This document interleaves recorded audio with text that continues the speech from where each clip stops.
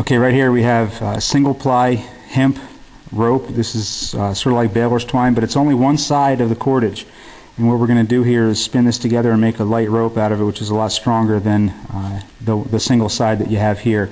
I just put the knife in there so you give you an idea of the size that we're talking about of this cordage. Você tá ao contrário. Eu fiz ao contrário. E eu tenho que fazer. Okay.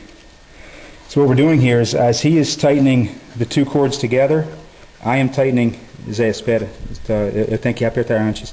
As he is tightening the two together, I am twisting both sides of it tighter, and then he picks up those twists by twisting the central rope.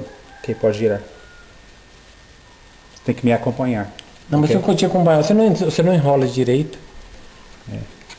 Eu fico You have to keep the speed, the tension on the two smaller sides. You have to keep nice and tight. And if you overrun them, then the cord won't be tight that spot, and you'll have to untwist it again and go backwards. Tá entendendo agora?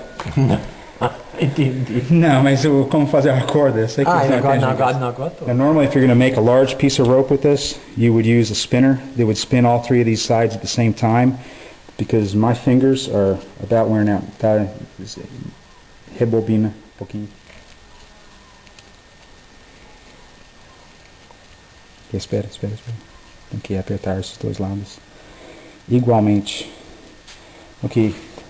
And you can see that we're unwinding the rope here. So what we've got to do, because it's not free to run out, I've got to rewind these here, or else they're just going to turn into big balls of hemp.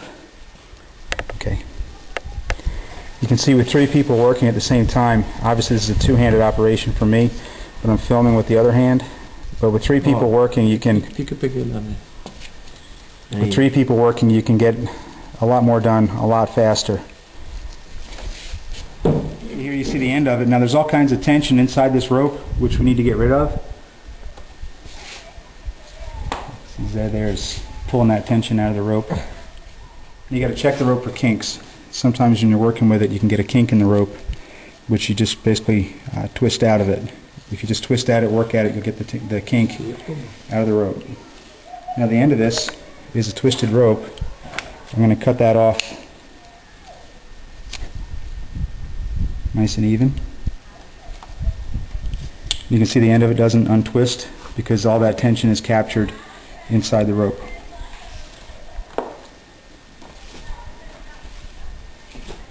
Okay, now what we're going to do is we're going to put a loop on the end of the rope and make a lasso out of it. What I'm going to do is I'm going to open up the two plies and pass the doubled over end of the rope through like that and close that up. Now I'm going to skip over. I don't want to open up the same ply and pass it through. I'm going to skip over one, open that up. You see it forms a figure 8 with the tail coming out of one side of the 8. Now we're going to put it back through the other side of the 8 and close that off again. Flip it over and do it again. And you just keep doing that, passing it over the 8, over the cross in the middle of the 8, and back through the center. It gets kind of fiddly at the end because you're working with a very short stub of rope, but then we're going to finish it off by passing the rest of the rope through the end of this, if I can get it to open up correctly. Pass it through. I think one more pass, then we'll pass the end of the rope through the end of the tail.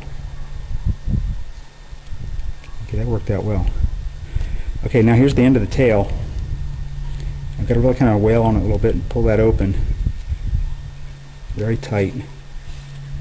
Take the other end of the rope and pass that through back on itself like this.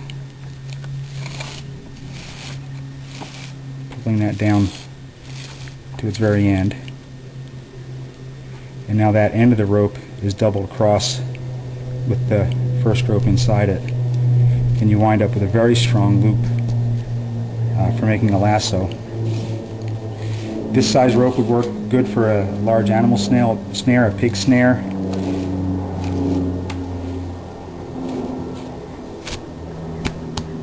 There you have it, nice and strong.